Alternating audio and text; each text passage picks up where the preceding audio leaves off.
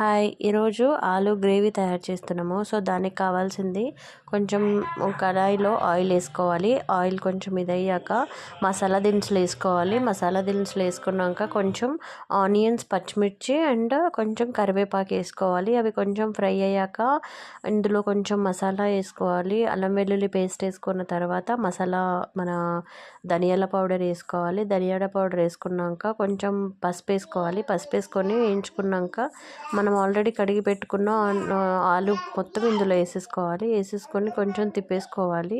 మంచిగా కలిపేసుకోవాలి, అంతా మిక్స్ అయ్యేటట్టు కలిపేసుకొని కొంచెం మాగనివ్వాలి. కర్రీని మూత పెట్టేసి మాగినాక ఇలా వచ్చేస్తుంది అనమాట. ఇలా అయిపోయాక అందులో కొంచెం మన కారము, మన టేస్ట్కి తగ్గ కారం వేసుకోవాలి.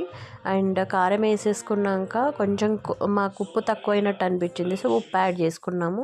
కొబ్బరి పౌడర్ వేసుకోవాలి. సో కొబ్బరి పౌడర్